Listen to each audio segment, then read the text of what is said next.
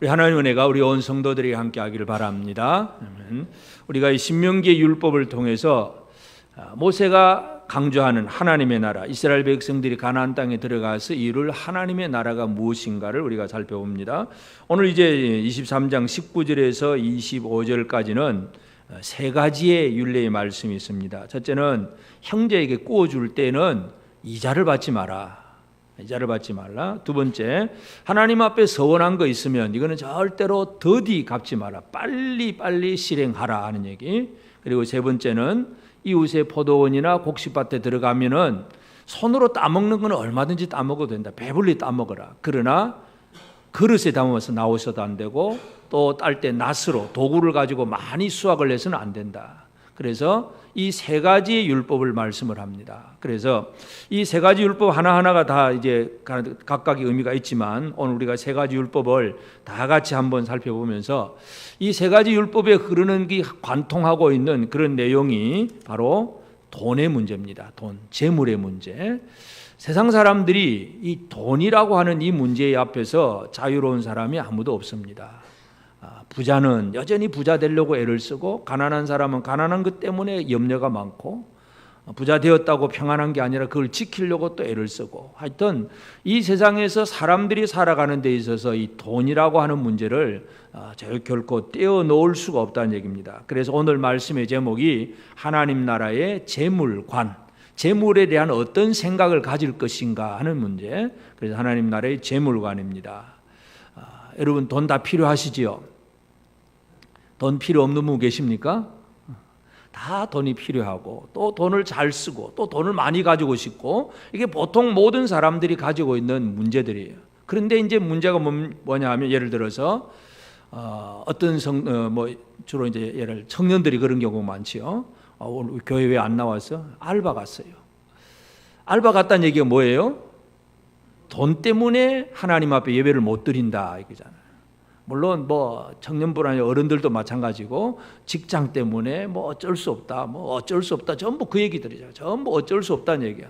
그러니까 뭐가 최고가 되고 그 다음이냐, 이 재물에 대한 관점이 잘못되어지면 하나님 나라 백성의 모습이 아닙니다. 그래서 우리 이 율법을 가지고 하나님께서 주시는 이 하나님 나라를 이루어가는 사람들, 이 사람들은 이 세상 속에서 어떻게 살아가야 되느냐, 가장 기본적인 그 재물에 대한 몇 가지 규례를 한번 살펴볼 필요가 있습니다. 제일 첫 번째는 형제에게 돈을 구워 줄 때에 이자를 받지 말아라. 이자를 받지 말아라. 그런데 이방인인 타국인에게 구워 주면 이자를 받아도 된다. 그러니까 결국 돈 문제가 아니라 뭐가 문제입니까? 돈보다 더 중요한 것은 형제냐 아니냐, 형제냐 타국인이냐, 바로 이 의미가 더 강조되는 것이지 뭐 이자 받으면 죄다 그 얘기가 아니라 형제에게는 이자를 받지 말고 타국인에게는 이자를 받아도 된다. 하나님 말씀 그거예요. 이거 뭐냐 하면 형제를 하나님 나라를 함께 이루어가는 그 믿음의 형제를 나의 이익의 도구로 만들어서는 안 된다는 얘기입니다. 함께 나눌 수 있고 함께 베풀 수 있지만 그것이 형제를 통해서 내가 어떤 이익을 추구하려고 할 때 이것은 뭔가 하나님이 원하시는 모습이 아닙니다. 이익을 추구하는 것은 이방인, 타국인과의 거래 관계에서 상업적으로 정당하게 빌려주고 이자 받고 그거 가지고는 하나님이 뭐라 그러지 않습니다. 근데 형제에게 뭘 어떻게 하느냐, 하나님의 관점은 바로 그것입니다. 그래서 재물보다 중요한 것이 무언가를 우리에게 먼저 강조하고 있습니다.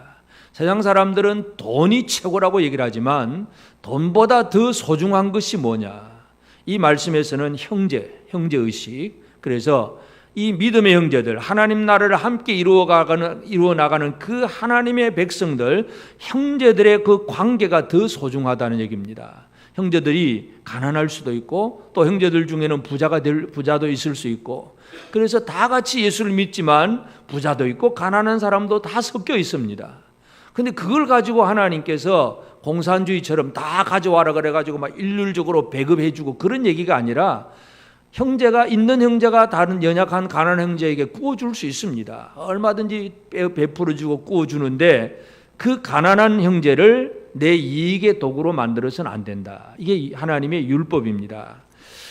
실제로 이런 일이 잘 안 되는 것 중에 한 번 이제 그 예가 나타나는데, 바벨론 포로에서 돌아온 다음에 느헤미야가 성벽을 쌓을 때에, 이 느헤미야가 성벽을 쌓을 때에 그 성벽을 쌓는 일에 부자든 가난한 사람들 다 같이 동원을 해서 성벽을 쌓습니다.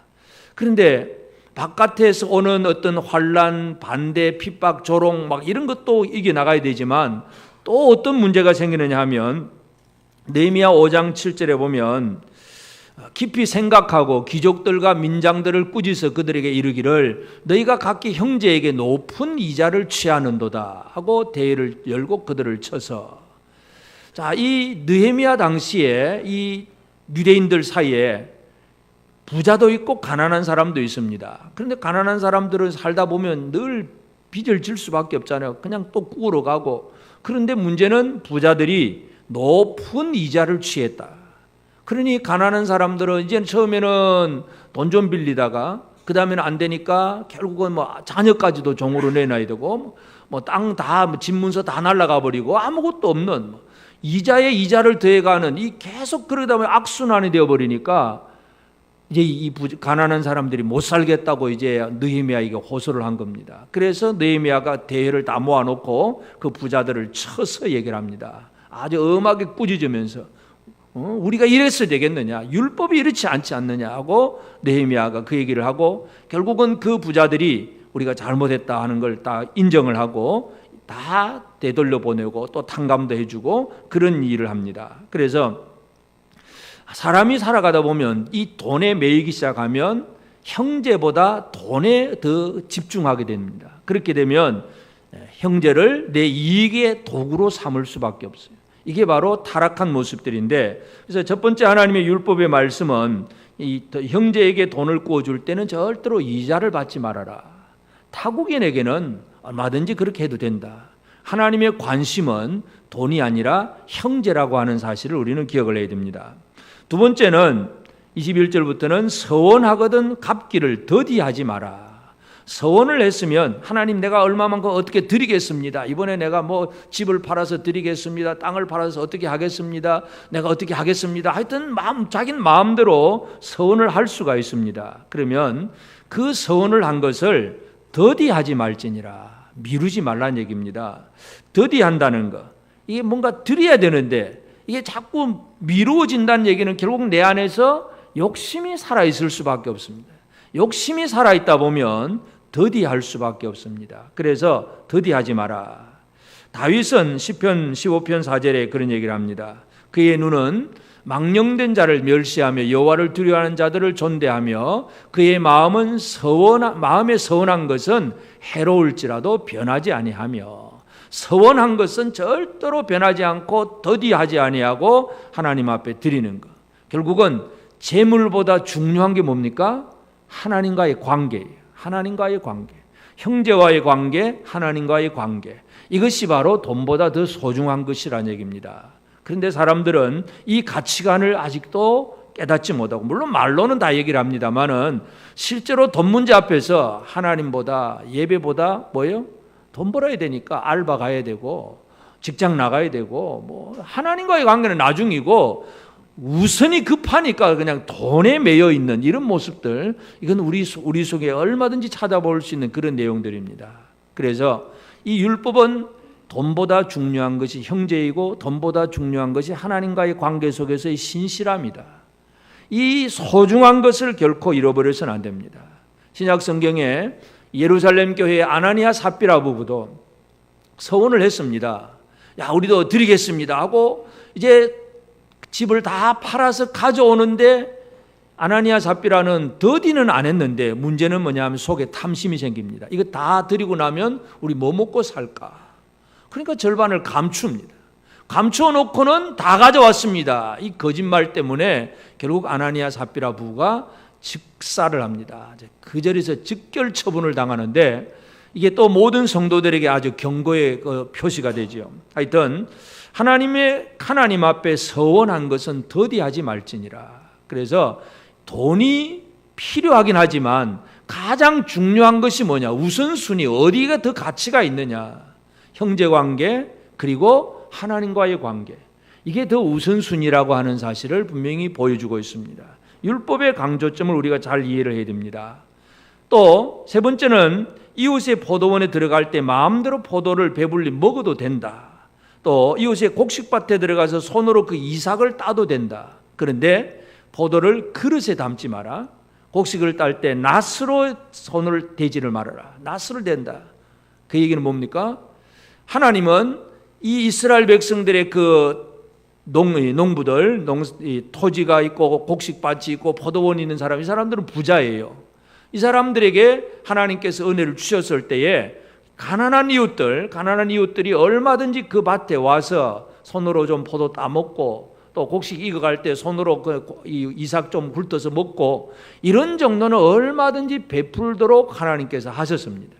근데 규정이 뭐냐? 절대로 그러한 베풀어주는 호의와 사랑이 있을 때에 그것을 받을 때에 더 이상의 것에 탐심을 품어서는 안 됩니다. 포도를 손으로는 따먹었는데 이걸 이제 욕심이 생기면 어떻게 할까요? 그릇에 담아서 들고 나가고 싶어요. 절대로 그렇게 해서는 안 된다. 이게 뭐냐면 하나님은 포도원 주인의 재산권도 보호를 하시는 하나님이세요. 하나님은 공의로우신 하나님, 정의로우신 하나님. 하나님은 사랑의 하나님인 동시에 정의로우신 하나님이세요. 그래서 가난한 사람이 부자의 밭에 들어가서 뭔가 좀 따먹는 거, 그거 얼마든지 따먹을 수 있어요. 그런데 절대로 그릇에 담아서 추수하거나 낫을 대어서 그냥 배에 내어서 남의 재산권을 침해할 정도로 그렇게 해서는 안 된다. 이게 하나님의 정의로움입니다. 그래서 하나님은 가난한 사람이 누릴 것도 주시지만 포도원 주인은 손해보지 않도록 하시는 하나님이십니다. 이 원리를 잘 이해하는 게 중요해요. 하나님은 사랑의 하나님이신 동시에 공의로우신 하나님이십니다. 사랑과 공의를 정확하게 이해하는 것이 가장 중요해요. 그래서 그냥 무조건 많이 먹을 수 있으니까 막 그냥 무조건 하고 또 이웃이 너 사랑하라 그랬잖아 하고 무조건 달라 그런 그 얘기가 아니라 이웃의 재산권도 정확하게 보호해 줄 수 있는 이러한 삶을 살아가는 것. 그래서 하나님 앞에서 하나님이 사랑과 공의로움 이 두 가지를 동시에 진행하고 있다는 것을 우리가 이해를 해야 됩니다. 그래서 예레미야 선지자가 하나님 앞에 기도할 때 그렇게 기도를 하는데 예레미야 10장 24절에 보면 여호와여 나를 징계하옵시되 너그러이 하시고 진노로 하지 마옵소서. 주께서 내가 없어지게 하실까 두려워하나이다. 이 예레미야의 기도를 잘 살펴보면 나를 징계하옵시되 하나님은 공의로 징계하시는 분입니다. 그런데 너그러이 하시고 징계는 하지만 너그러이 하시고 예레미야는 하나님의 공의와 하나님의 사랑을 동시에 다 깨닫고 있는 사람입니다. 그래서 징계하옵시되 너그러이 하시고 이렇게 기도합니다. 이게 바로 하나님이 어떤 분인가를 정확하게 알기 때문에 그렇습니다. 그래서 오늘 우리는 이 하나님의 율법 속에서 이스라엘 백성들이 하나님의 은혜를 가지고 참 돈을 가지고 뭔가 살아갈 때에 형제와의 관계가 더 우선이고 또 서원할 때 더디 갚지 말라 하고 빨리 하나님과의 관계를 빨리 어떻게 처리하라는 얘기는 돈보다 우선이 하나님과의 관계임을 얘기하고 그리고 내 마음껏 그냥 남의 밭에 들어가서 이제 먹을 수 있으니까 막 먹는다고 하지만 또 이웃의 그 형제의 재산권에 대해서 손대지 말게 하는 것. 이건 내 스스로의 탐심을 죽이는 것, 자기 관리죠. 탐심을 죽이는 것, 이런 것들이 더 우선이라는 얘기입니다. 그래서 돈이 우선이 아니라 돈보다 더 소중한 것이 있다는 것, 그것을 이 율법에서는 강조를 하고 있습니다. 그래서 우리는 이 율법을 통해서 하나님의 의도를 정확하게 알아야 되고, 그래서 예수님께서 이 율법의 완성자이신 예수님은 이 율법을 어떻게 또 제자들에게 적용시켜 주셨는가, 우리가 이것도 한번 살펴볼 필요가 있습니다. 첫째로 예수님은 제자들에게 이 재물에 대한 바른 가치관, 그것을 심어주셨는데 마가복음 6장 7절 8절에 보면 12제자를 부르사 둘씩 보내시며 더러운 귀신을 제어하는 권능을 주시고 명하시되 여행을 위하여 지팡이 외에는 양식이나 배낭이나 전대의 돈이나 아무것도 가지지 말며. 여기 보면 여러분 여행 가려면 어디로 가려면 여행 경비가 있어야 되잖아요. 여러분 여름 휴가 가는데 아무것도 없이 휴가를 갑니까? 적어도 경비, 교통비도 있어야 되고 어디 숙박비도 있어야 되고 다 돈이 필요하잖아요. 돈 없이는 꼼짝을 못해요. 근데 예수님은 둘씩 짝을 지어서 복음을 전하도록 사도들을 이제 전도하도록 보내시면서 하시는 말씀이 그냥 더러운 귀신을 제하는 권능, 이 권능은 주셨는데 여행을 위해서 지팡이 외에는 양식이나 배낭이나 전대의 돈이나 아무것도 가지지 말아라. 이 얘기는 뭐냐면 복음을 전하는 그 사역의 과정 속에서 돈이 우선이 아니다 하는 얘기를 해줍니다. 사람들은 돈이 우선이죠. 어디 갔다 오라. 예, 갔다 와야 되는데 그런데 경비가 필요합니다. 차비도 있어야 되고요. 가면 점심도 사 먹어야 되고요. 또 왔다 갔다 뭔가 좀 쓸 일도 있고요. 전부 돈 얘기입니다. 그런데 예수님은 제자들에게 바로 그 얘기를 합니다. 그런 거 가지지 말고 그냥 지팡이 하나만 들고 가라. 가서 사람을 만나고 평안을 빌고 그 사람이 영접하면 그곳에 그 집에 들어가 먹고 마시면서 복음을 전하고 축복하고 그 사람이 안 받아들이면 그냥 축복한 것도 그냥 다 발에 먼지도 떨어버리고 나오고 예수님은 제자들에게 이 훈련 과정인데 훈련을 시키면서 돈의 가치가 무언가를 정확하게 얘기를 해줍니다. 물론 마지막에 예수님이 이제 십자가 지시기 전에는 제자들에게 이제는 양식을 팔아 또 금을 팔고 그냥 돈을 사라 뭐 준비를 하라고 얘기를 하시죠. 필요하신 걸 압니다. 그러나 훈련 과정에서 예수님은 이 돈이라는 것은 결코 절대적인 제1의 가치가 아니다 얘기입니다.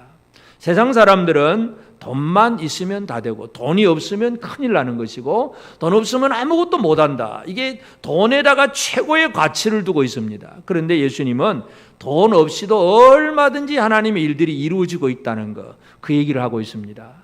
오늘 우리는 이 사실을 정확하게 기억하는 것이 중요합니다. 그래서 제자들에게 이제 바른 가치관, 그러므로 우리가 이 재물에 대한 바른 가치관을 가지는 것이 중요합니다. 돈은 필요하긴 하지만 제1의 가치관, 제일 중요한 것이 아니다는 얘기죠.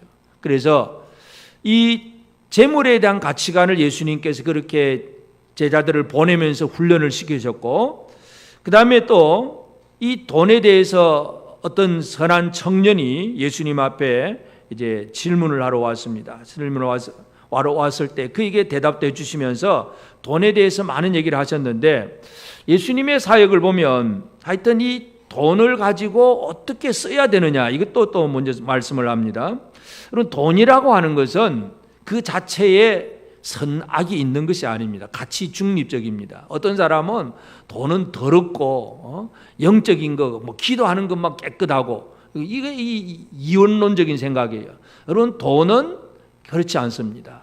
돈은 어떤 사람이 어떻게 쓰느냐에 달려 있는 것이지 돈 자체가 더럽거나 돈 자체가 깨끗한 게 아니에요. 그 사람이 어떤 목적으로 어떻게 사용하느냐가 달려 있습니다. 그래서 예수님은 돈으로 하나님을 섬기는 일을 할 수 있다는 걸 가르쳐 주십니다. 마가복음 12장 41절 42절에 보면 예수께서 헌금함을 대하여 앉으사 우리가 어떻게 헌금함에 돈 넣는가를 보실세 여러 부자는 많이 넣는데 한 가난한 가부는 와서 2렙돈 곧 한 고들란트를 넣는지라. 그러니까 예수님이 헌금함 앞에 이 성전 앞에 입구에 보면 헌금함이 있습니다. 이 헌금함에다 사람들이 이제 헌금을 하는데 여러 부자들은 많은 돈을 헌금을 합니다. 그런데 한 가난한 가부는 그냥 한 고들란트 2렙돈을 넣었다. 근데 예수님의 그 마지막 말씀 뭐냐면 이 가난한 가부가 저 큰 여러 부자들보다 더 많이 넣었다. 왜냐하면 퍼센트로 볼 때에 이 여자는 자기 생활비 전부를 다 넣은 것이다. 이거 없으면 그 여자는 굶는다. 그럼에도 불구하고 넣었다. 이게 이 여자에 대한 헌금함에 대한 가르침인데 하여튼 중요한 것은 하나님은 이 예수 그리스도는 이 돈을 가지고 하나님을 섬기는 일에 쓸 수 있다는 그 얘기를 해주고 있습니다. 그래서 돈을 어떻게 쓰느냐에 달려 있는 것이지 돈 자체가 악하냐 깨끗하냐 더러우냐 그 얘기가 아니라는 걸 기억을 해야 됩니다. 또 사도 바울은 무슨 얘기를 하냐면 고린도전서 16장 1절에 보면 성도를 위하는 연보에 관하여는 내가 갈라디아 교회들에게 명한 것 같이 너희도 그렇게 하라. 그러니까 이 사도 바울이 고린도 교회 편지를 보내면서 연보가 뭐냐, 헌금이 뭐냐를 설명을 합니다. 근데 헌금이 뭐냐 하면 성도를 위하는 연보. 우리는 그냥 헌금하면 무조건 하나님께 드렸다, 그냥 그 정도로만 쉽게 생각을 하는데, 이 연보가 성도를 위하는 연보다, 그렇게 표현을 합니다. 그래서 이 연보의 개념이 결국 하나님 앞에 드리지만 결국은 연약한 형제들을 돕는 일에 사용되어지는 것이다. 사도 바울이 그 얘기를 해줍니다. 다시 말해서 예수님의 가르침, 사도 바울의 가르침을 보면 이 돈으로 하나님을 섬기고 형제를 돕고 여러 가지 선한 일에 잘 쓸 수 있는 도구가 바로 돈이다. 물론 그래서 이 도구가 풍성해서 그저 마음껏 돕고 마음껏 쓰면 좋겠고, 좀 돕고 싶긴 하지만 내가 가진 게 너무 없어서 좀 돕고 싶은 마음은 있어도 안 되는 사람, 그런 분도 있을 수 있지만, 하여튼 그건 사람의 차이가 되겠지만은 중요한 것은 이 돈이라고 하는 것이 하나님의 일을 하는 데 있어서 쓰임받는 도구가 될 수 있다는 것, 이것을 분명히 가르쳐주고 있습니다. 그래서 예수님은 이 제자들에게 그리고 사람들에게 재물이 뭐냐, 돈이 뭐냐 하는 그 성격에 대해서 분명히 강조하고, 그러면서 결국 제일 중요한 것은 돈에 대한 탐심을 버려야 된다. 탐심을 버릴 것에 대해서 말씀을 합니다.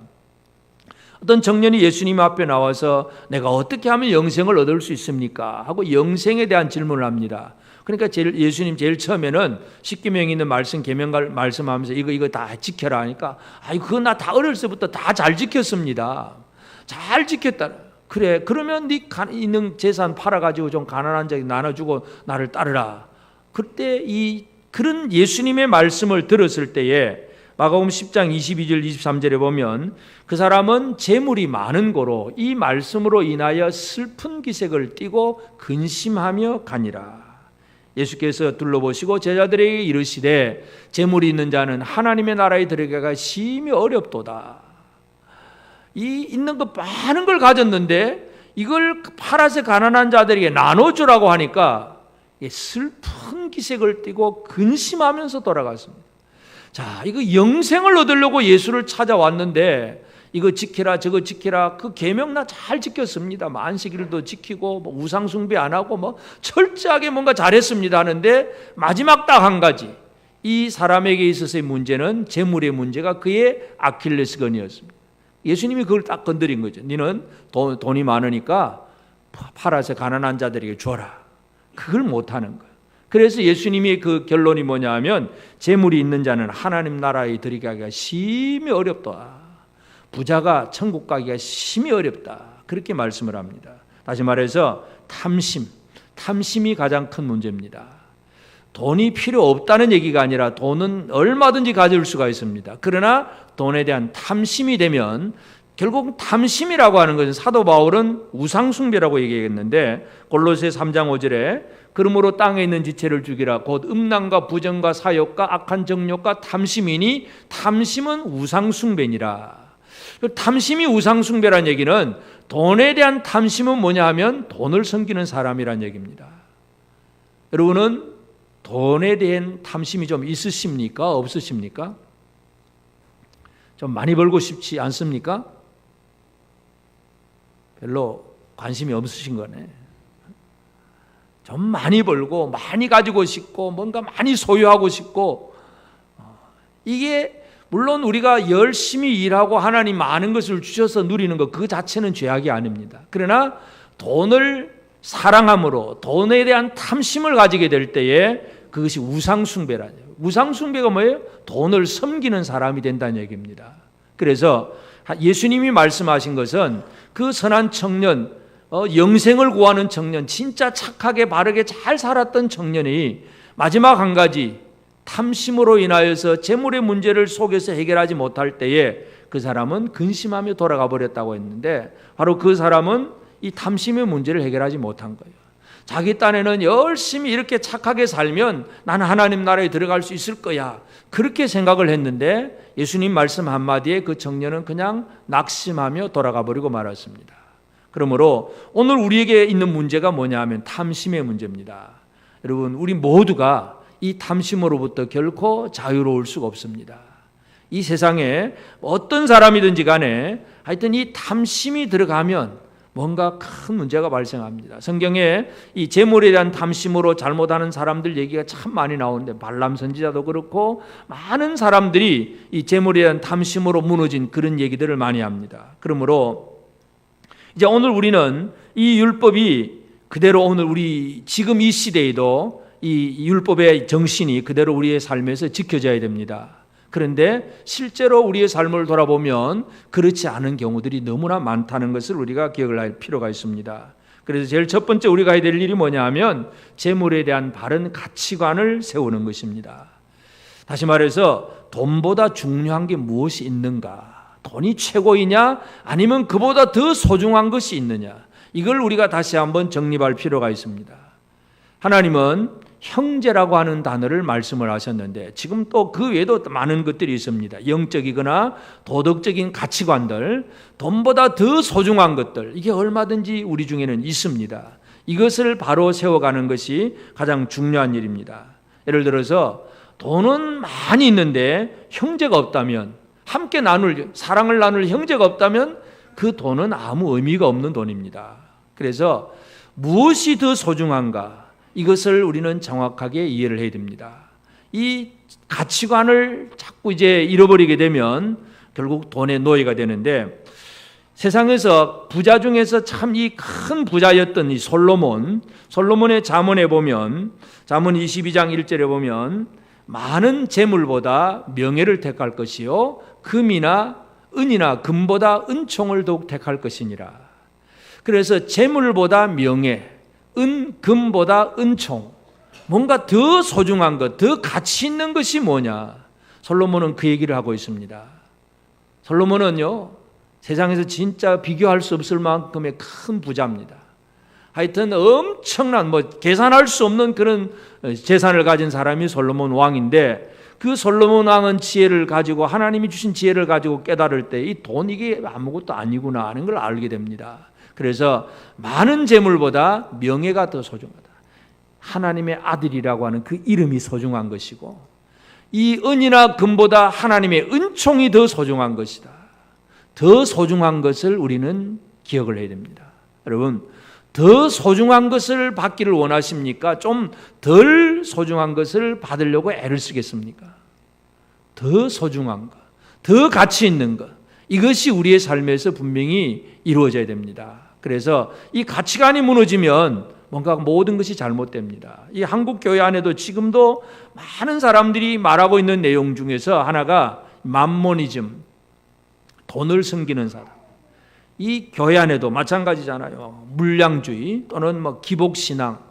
이 신앙이라고 하는 것이 예를 들어서 헌금을 하는데, 이 헌금을 예를 들어서 헌금을 많이 하면, 헌금을 아주 엄청나게 많이 하면, 야, 그 사람 참 신앙 좋다. 헌금을 조금밖에 못한다. 그 사람 부자면서도 왜 그거밖에 못해? 아이고, 그 사람 신앙이 부족해. 이 헌금의 액수를 가지고 그 사람의 신앙의 잣대, 신앙의 척도로 삼는 것, 이게 바로 물량주의고 기복신앙입니다. 여러분, 많이 들으면 신앙이 좋고 작게 드리면 신앙이 없느냐, 그 얘기가 아니에요. 헌금은 신앙의 척도가 아니라 신앙의 표현입니다. 표현. 내 믿음을 표현한 것이지, 그것이 많으면 믿음이 좋은 사람, 적으면 믿음이 작은 사람, 이 얘기가 아니란 거예요. 아까 말씀드린 가난한 과부 두렙돈이에요. 두렙돈.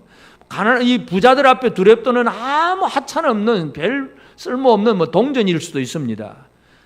액수가 문제가 아니란 얘기예요. 신앙의 표현. 여러분, 우리 11조가 무슨 표현입니까? 11조라는 게 뭐예요?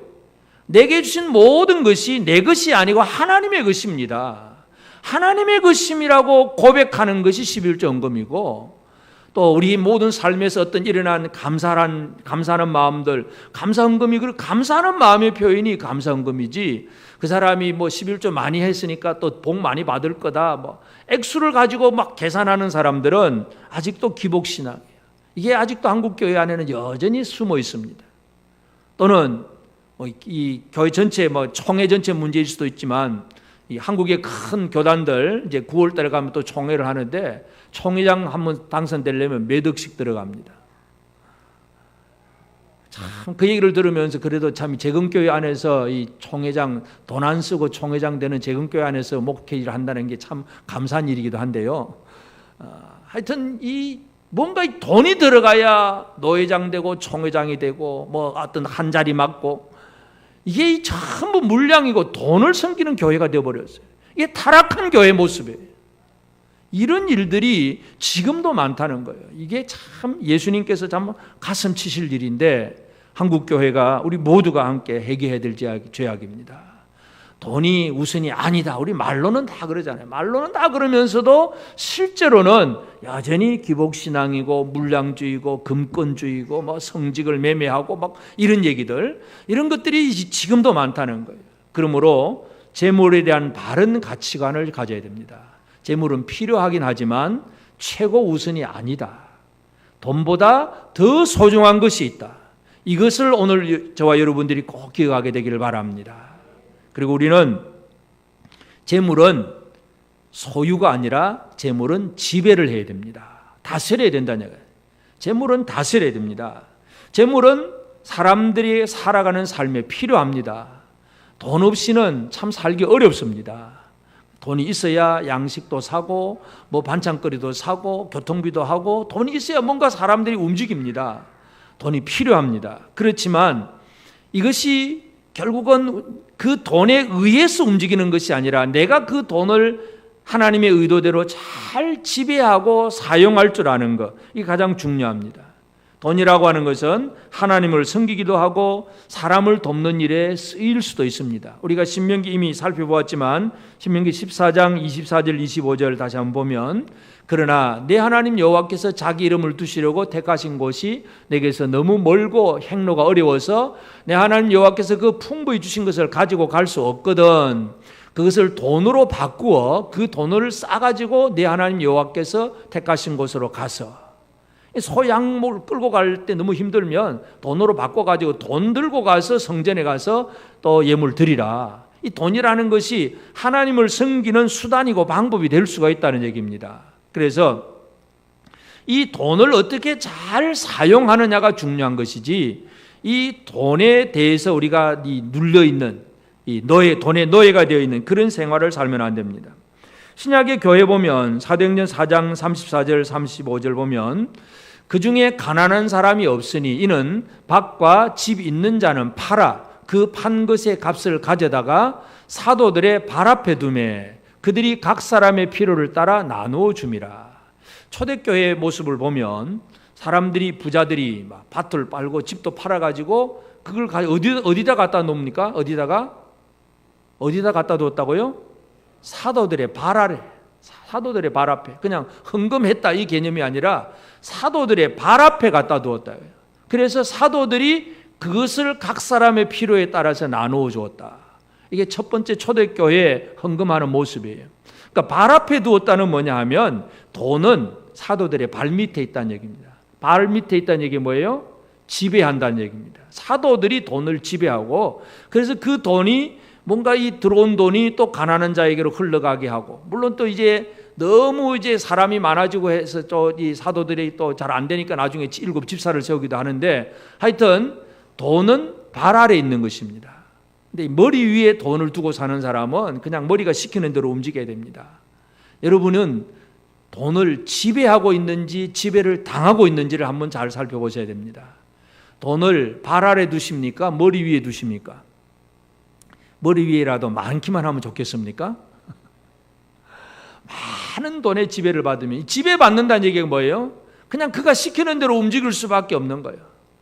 자, 돈이 많은 사람들은 그냥 그 돈을 가지고 뭐 과시를 하고 자랑을 하고 막 또는 뭐 사치하고 뭐 여러 가지 많은 일들을 해 나갈 수도 있고, 돈 없으면 또 돈의 지배를 받는 사람 없으면 어떻게 다 살까요? 돈 없으면 그냥 염려, 근심, 걱정 이게 떠나지 아니하고, 이 돈의 지배를 받는 사람들이 바로 그렇게 삽니다. 그래서 돈의 지배를 받는 것이 아니라 오히려 돈을 하나님의 의도대로 마음껏 쓸 줄 아는 사람, 돈을 지배하는 사람이 되어질 필요가 있습니다. 여러분, 돈을 지배하고 살아야 됩니다. 돈은 어디에 두라고요? 발 아래. 옆 사람에게 한번 얘기합시다. 우리 돈을 발 아래 두고 삽시다. 돈은 내 지시에 따라서 움직여 가야 되지 돈 때문에 내가 움직여서는 안 되는 것입니다. 돈 때문에 움직이는 일들이 말은 그렇지만 참 여전히 많잖아요. 이 돈 때문에 그냥 이 움직여 가지고 아이고 예를 들어서 이건 목회자 세계 얘기도 마찬가지인데 뭐 도시교회에 있다가 가난한 교회 아주 시골 교회 가라 그러면 못 갑니다. 자녀 교육 가면 또 사례비도 적고 그러면 조건이 뭐예요? 부름받아 나서니면 어디든지 가오리다 막 찬송을 해놓고도 돈 때문에 안 되겠는데요. 핵심이 그거잖아요. 그럼 돈의 지배를 받고 있다는 얘기잖아요. 내가 돈을 지배를 해야 되는데 돈의 지배를 받고 사는 것. 이게 바로 아직도 하나님 앞에 올바르지 못한 생활을 드립니다. 그래서 우리가 이 재물을 지배하는 것, 그래서 하나님 형제의 관계를 온전히 하고 하나님 앞에 서원한 것 바로 행동하고 하는 그 율법들이 바로 그런 얘기들입니다. 그리고 마지막으로 우리가 기억해야 될 것은 돈, 재물에 대해서 자유로운 생활을 사는 것이 중요합니다. 탐심을 버려야, 내 안에 있는 탐심을 버려야 재물에 대해서 자유를 할 수가 있습니다. 자, 이웃의 포도원에 가난한 사람이 들어갔습니다. 하나님이 이제 마음껏 따먹으라 해서 따먹습니다. 근데 사람이 먹어봐야 얼마나 먹겠습니까? 배불리 먹었다고 칩시다. 근데 배불리 먹었는데 사람이 탐심이 있으면 또 어떤 생각이 들어갑니까? 이것도 싸다가 내 아들 주고 딸 주고 옆집 주고 또 그냥 하나 따다가 이건 또 포도주 또 담고 이건 어떻게 하고 막 그릇에 담으려고 하는 것. 이게 바로 탐심이라는 얘기입니다. 바로 그것은 하나님의 정의를 무너뜨리는 거예요. 여러분, 우리가 이 참 별것도 아닌 데 대해서 탐심 가진 일들이 흔히 있을 수 있잖아요. 예를 들어서 교회 부엌에서도 마찬가지예요. 남이 먹는 거, 내가 더 많이 먹어야 되는데, 내가 더 좋게 먹어야 되는데, 늘 이 탐심 때문에 사람들의 사이에 관계가 갈등이 생기고 문제가 생기는 일들, 이건 이 세상 속에서 흔히 있는 일들이에요. 그래서 그렇게 많은 것을 먹을 수 있지만 뭔가 생각이 나서 이거 좀 싸가지고 가서 집에 가서 나눠 먹으면 좋겠다 했는데 아니야. 하나님이 주신 것만큼만 먹어야 돼 하고 그 다음에 두 손 딱 틀고 나오는 것이 탐심을 버리는 생활입니다. 이까지 하나님 은혜 주신 것만큼만 구하고 그 다음은 이 사람의 재산권이야. 그리고 그 재산권을 해치 않으려고 하는, 침해하지 않으려고 하는 그 마음이 탐심을 버리는 사람이고 하나님의 정의를 행하는 사람입니다. 이 사람은 재물이 많다고 교만해지지도 않고 없다고 비굴하지도 않고 은혜는 마음껏 누릴 수 있습니다. 근데 많이 소유 안 해도 그것으로 인해서 두려워하거나 염려하지 않습니다.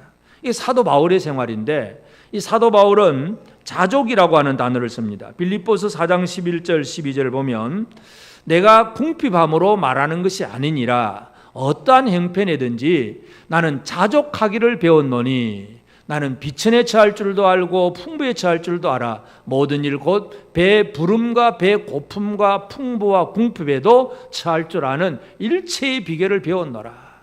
사도 바울은 자족입니다. 자족. 스스로 만족이에요. 지금 현재를 만족한다는 거야. 왜 나는 이렇게 부족할까? 저 사람은 저렇게 많은데 우리 집은 왜 이럴까? 이 불만이잖아요. 근데 자족은 지금 있는 그대로를 만족합니다. 많이 부어주셔도 감사, 적게 주셔도 감사, 만족. 배부름, 배고픔, 풍부, 궁핍에 처할 줄 아는 일체의 비결을 배웠다. 그래서 많은 것을 주셔도 감사하고 안 주셔도 감사하고 그렇게 사십니까? 주셔도 감사, 안 주셔도 감사. 옆 사람에게 한 번씩 얘기합시다. 주셔도 감사, 안 주셔도 감사. 근데 우리는 주시면 감사, 안 주시면 안 감사 그러잖아요. 자족은 주셔도 감사, 안 주셔도 감사. 재물에 대해서 자유로운 생활. 왜 자유로워도 됩니까? 하나님 백성이기 때문에. 하나님이 채워주시기 때문에. 저 사람이 왜 나를 안 도와줘? 이게 이제 잘못돼 가는 거예요. 하나님이 채워주시는데 사도 바울의 그 삶이 바로 자족, 일체의 비결을 배웠다. 풍부에 처할 줄도 알고 비천에 처할 줄도 아는 이 자족의 삶이 우리에게서도 이루어져야 됩니다. 그래서 하나님 나라 사람들 이 세상 속에서 분명히 어떻게 살아가야 되느냐. 예수님이 제자들에게 주신 말씀은 마태복음 6장 24절에 보면 한 사람이 두 주인을 섬기지 못할 것이니 혹 이를 미워하고 저를 사랑하거나 혹 이를 중히 여기고 저를 경히 여김이라. 너희가 하나님과 재물을 겸하여 섬기지 못하느니라. 하나님과 재물도 우상의 섬김의 대상이 될 수 있다는 얘기예요. 절대로 이 둘을 겸하여 섬길 수 없고, 물론 돈만 섬기는 사람은 아예 하나님 없는 사람이고, 근데 믿는 사람이 그러니까 하나님과 재물을 겸하여 섬긴다는 얘기는 입으로는 하나님 믿는 사람이에요. 근데 실제로는 돈도 섬기고 있다. 그렇게 해서는 안 된다는 것을 주님 말씀합니다. 그래서 오늘 우리는 우리가 이 땅에서 살아가는 삶의 재물이라고 하는 게 필요합니다. 그런데 재물보다 더 소중한 것이 많다는 것, 오늘 우리가 이것을 다시 한번 기억하게 되기를 바랍니다. 더 소중한 것을 잃어버리지 않는 지혜로운 자가 되고, 그래서 하나님 주신 이 물질을 가지고 지금 자족하면서 주어진 것을 잘 지배하면서 살아갈 수 있는 진짜 복된 삶을 저와 여러분 모두가 살아가게 되기를 바랍니다. 아멘.